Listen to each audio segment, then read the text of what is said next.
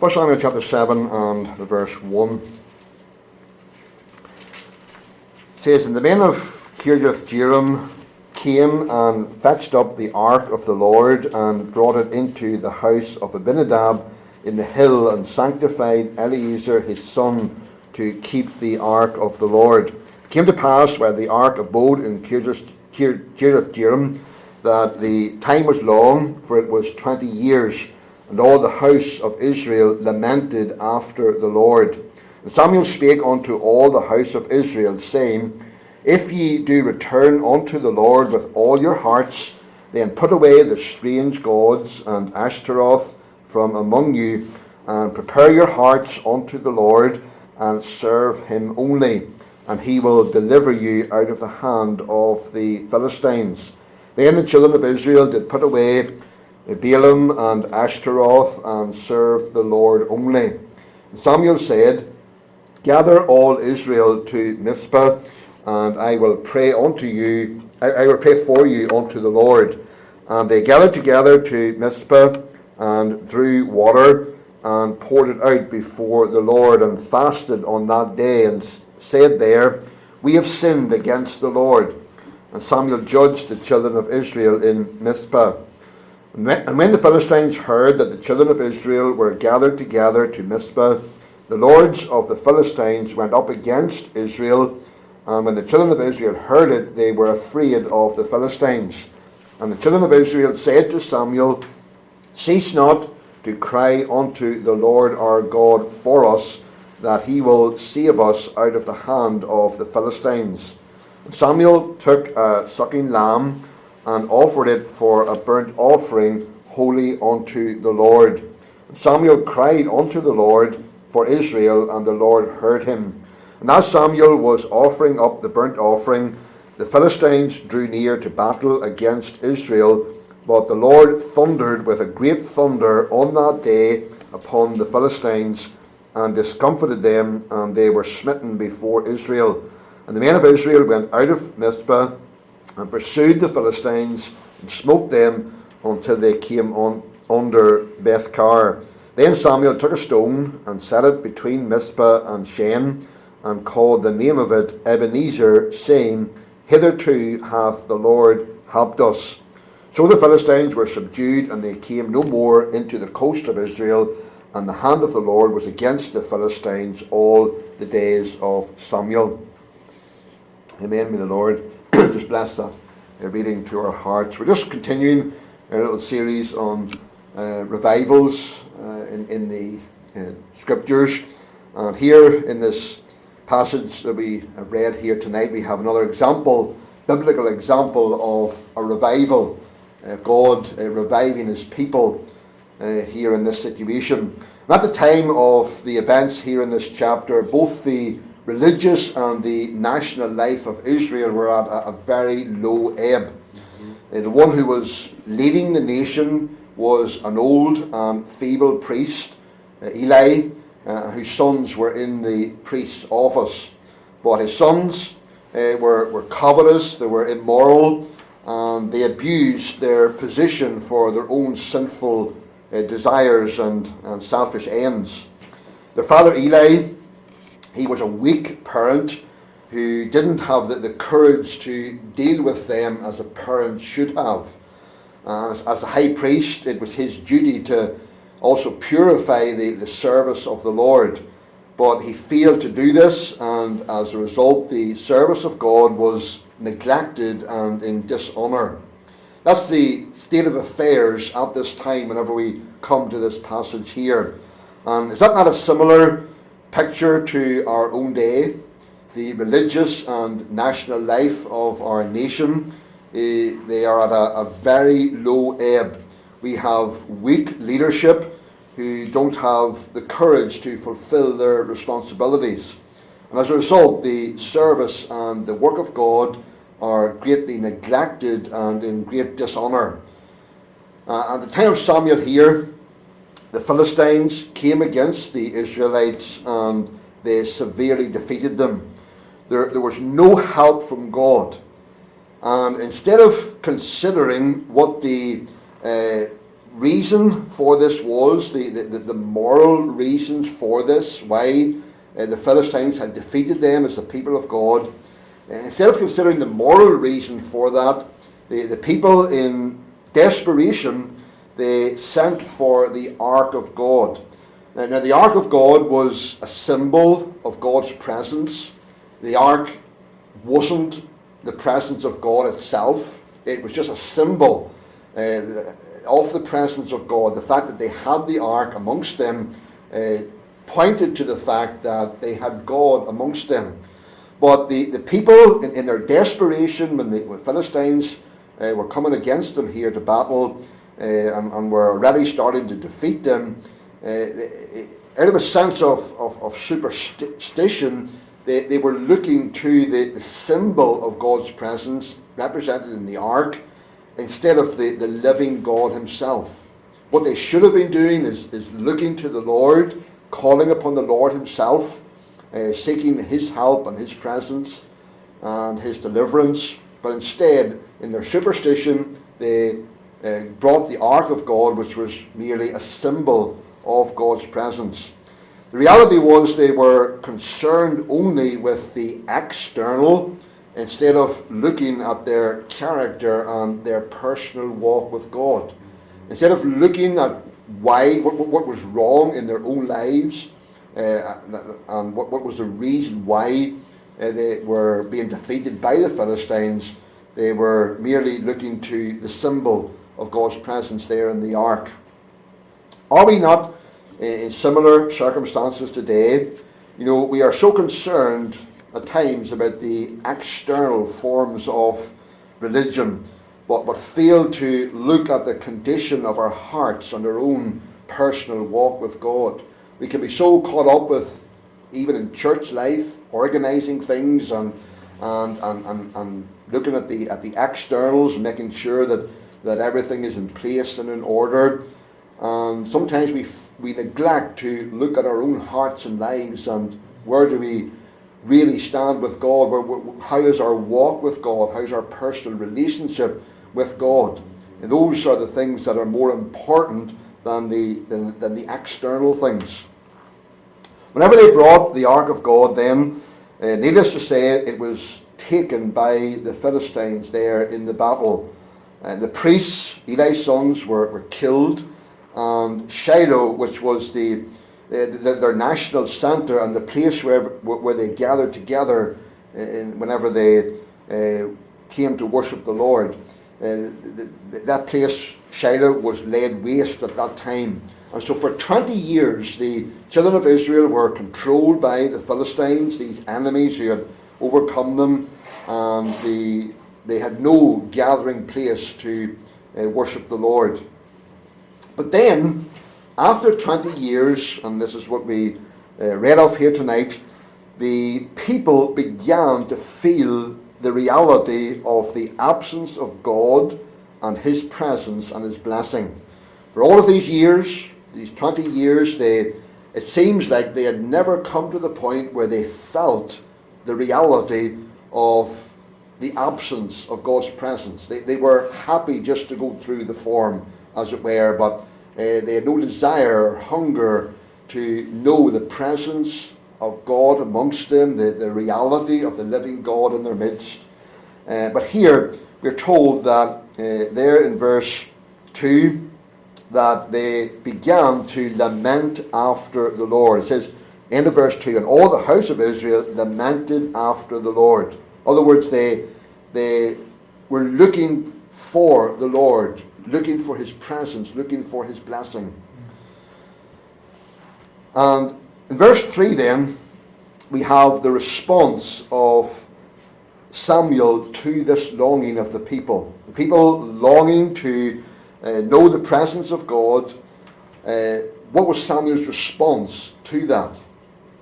Verse 3, it tells us, and Samuel spake unto all the house of Israel, saying, If ye do return unto the Lord with all your hearts, then put away the strange gods and Ashtaroth from among you, and prepare your hearts unto the Lord, and serve him only, and he will deliver you out of the hand of the Philistines. So Samuel instructed the people as he saw them beginning to seek after the Lord and to long after the Lord and his blessing. He instructed them to seek the Lord with all their hearts, to put away the strange gods and to prepare their hearts to serve the Lord. That was very good advice, wasn't it? Excellent advice. And we find that the people obeyed. Verse 4 tells us of their obedience. Then the children of Israel did put away Balaam and Ashtaroth and served the Lord only. In verse 5 and 6 it says, And Samuel said, Gather all Israel to Mizpah, and I will pray for you unto the Lord. And they gathered together to Mizpah, and drew water, and poured it out before the Lord, and fasted on that day, and said there, We have sinned against the Lord. And Samuel judged the children of Israel in Mizpah. So a national assembly was convened, and these ceremonies were observed, pouring out water before the Lord and fasting. Now, what did those ceremonies represent? Why did they go through these rituals here of pouring out water and of fasting? Well, those things were an expression of their repentance and of their wholehearted surrender to the Lord. That's what they were gathering here to do. They were gathering there to outwardly show that they were repenting of their sin, that they were turning back to the Lord again. They also confessed their sins, and we're told that Samuel judged their individual cases. In verse 7, it says, And when the Philistines heard that the children of Israel were gathered together to Mizpah, the lords of the Philistines went up against Israel, and when the children of Israel heard it, they were afraid of the Philistines. So the Philistines, whenever they heard that the people had gathered together there at Mizpah, they came up against them to do battle with them. And the hearts of the people were afraid. Samuel then prayed for the people that God would deliver them. And according to verse 10, before even a single blow was struck, God showed his power by sending a thunderstorm which overthrew their enemies. Verse 10 says, And as Samuel was offering up the burnt offering, the Philistines drew near to battle against Israel, but the Lord thundered with a great thunder on that day upon the Philistines, and discomfited them, and they were smitten before Israel. So God, in answer to Samuel's prayers, stepped in here. The people's enemies were coming against them, but God answered Samuel's prayers. He thundered from heaven and completely overthrew these enemies of his people. And then, seeing that God was acting on their behalf, the children of Israel were greatly encouraged, and then they pursued after their enemies and defeated them. So what we see, that's the story here as we have it in this chapter. But what we see here in this story is that there was first a general revival amongst the people of God. They got back to God, back to seeking him and serving him, and then there followed from that national deliverance. God stepped in, delivered them as a nation from their enemies who were coming against them in battle. So that's the picture that we see here. God's people beginning to lament after the Lord, desiring God's presence and blessing. Samuel encouraging them to seek the Lord with all of their hearts, put away the strange gods, and to serve the Lord with all of their hearts. That's where it began. They met together then. They showed these by means of these ceremonies of pouring out water and fasting. They showed that they were truly repenting. And then God stepped in and delivered them as a nation from their enemies. If you look at the history of revivals, you will find that pattern over and over again. Revivals begin with God's people. And that's really what revival is. You can't revive something that's dead. You only can revive something that has life. And we as God's people are the ones that have spiritual life. The unsaved, the world around us, do not have spiritual life, so they can't be revived. But we as God's people can be revived. That life that we received whenever we were saved, at times, and we can testify to it in our own experience. At times that life seems it seems sometimes almost non-existent. We feel little spiritual life within us at times. But God is able to come to us as individuals and to his people as a whole, and he is able to revive us again, to revive that life that is within us, and to cause it to be strong and flourishing. And then God can, through us, as he revives us as his people, then affect the world and draw them to him. And this is what God was doing here. He was stepping in, he was reviving his people, and then he was delivering them as a nation from their enemies, those who were coming against them. Revival begins with God's people whenever we see and recognize our great need of the Lord, our great need for his presence and his blessing amongst us, and then repenting and wholeheartedly surrendering to the Lord. And then following on from that, there's an impact that's seen in the nation and in national life. There's a deliverance from moral evils and godless agendas that would destroy the life of our nation.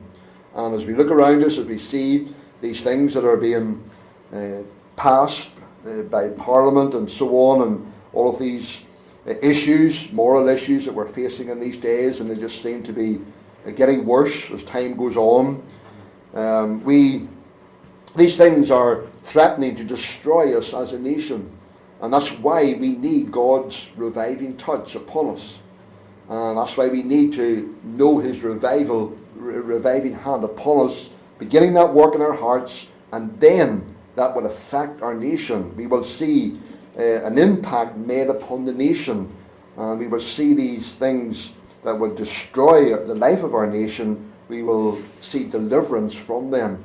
And there are many instances of revivals in the past where that could be, we could look at and see that that's what God did in the time of Wesley and the Whitfields in the 18th century. That whenever God stepped in, England was a very low state morally. And yet when God stepped in revival, then that all changed. The great moral evils of the day were dealt with, and God changed not only his people but the nation as a whole. In this revival that we're looking at here in this chapter, we see that God raised up a human instrument, and that was Samuel. And your revival is always the action of God. In God's time, God intervenes. He turns his people back to himself, but he always works through human instruments. And we've seen that even in the examples we've already looked at in past weeks. Moses' time, he raised up Moses as the human instrument. Time of the judges, he raised up the different judges as human instruments in the revival. And Samuel here is the human instrument that God used at this time. And Samuel's life really is remarkable. As a young boy there in the temple, God appeared to him and God spoke to him. And God's very first message to Samuel was one of warning and rebuke for Eli, who was so lax in his attitude in dealing with his family and in supervising the work of God. Chapter 3 of 1 Samuel, in verse 21, it says, "And the Lord appeared again in Shiloh, for the Lord revealed himself to Samuel in Shiloh by the word of the Lord, and the word of Samuel came to all Israel." That was 20 years before this revival that we're looking at here. 20 years. And for 20 years, Samuel preached to the people. 20 years. And no doubt the the burden of his message was the same during all of those years as it is here now. Turn to the Lord with all your hearts, put away the strange gods, prepare your hearts to serve the Lord. The burden of Samuel's preaching was that the reason for their defeat and their oppression by their enemies was because they had turned away from the Lord. They needed to turn back to the Lord again. That was the burden of Samuel's preaching for all of those 20 years. And it was Samuel's 20 years of preaching that message that produced this great awakening here that we're reading of now. This revival may have seemed to have come suddenly here whenever you read the story, but in reality it was the result of all of those years of patient labour by Samuel. And I'm sure there were many times when Samuel was preaching during those 20 years that he felt his preaching was accomplishing nothing.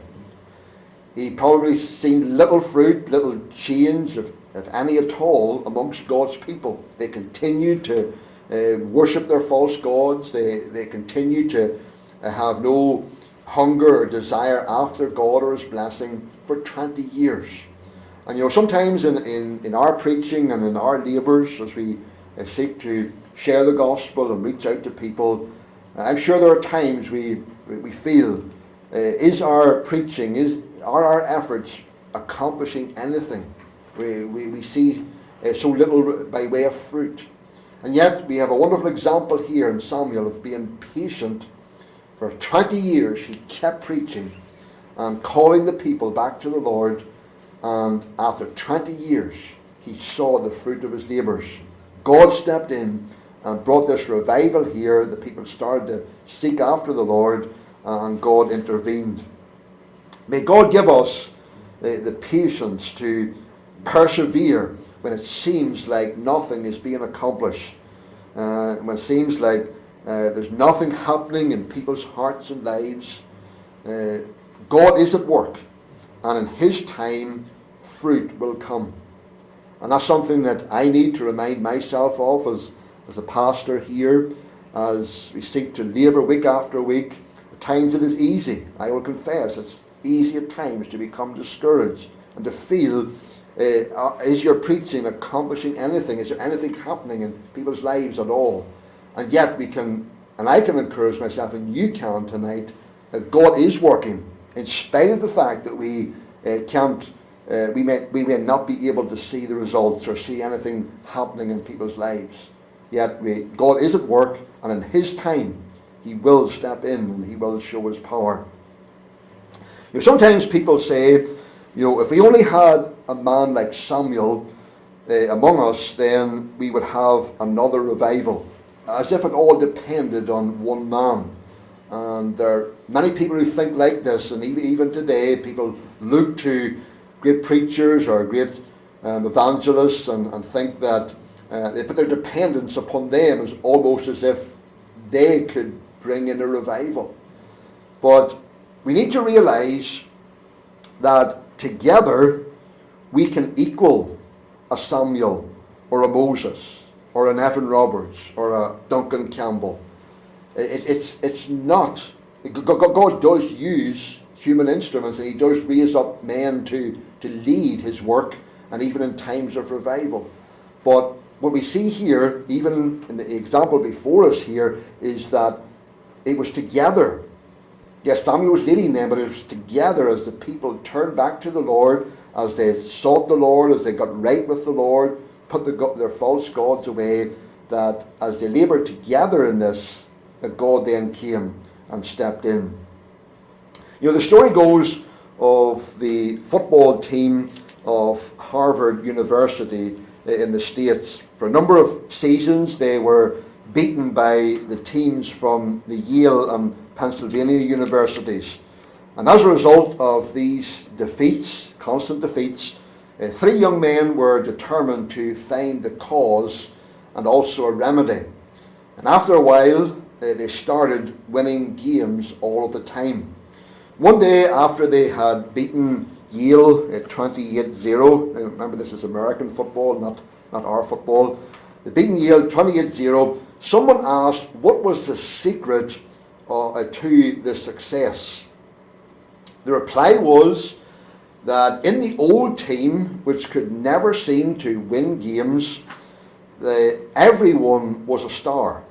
Each player was the best in his particular position. Each one played his particular part very well. But the playing was that of individuals and not as a team. Each one was good in his particular field, but they were not playing together as a team. And it was only whenever they came together and played together as a team that they then started winning games. In the reply, the person said that in the new team they have only one star, but they have a team. One star, but a team. It was all the team working together. And that's a good illustration of how we need as God's people to be labouring together as we think of the great and urgent need for revival, and for God to step in again and to revive us and revive His work. We need to be working together. We all have a responsibility, but a responsibility to work together and to see God come. Samuel was the leader. He preached, he led the people, but it was only whenever God's people came together, worked together, sought the Lord with all of their hearts, got rid of their false gods, and prepared their hearts to serve the Lord, it was then that the Lord stepped in and they experienced His blessing.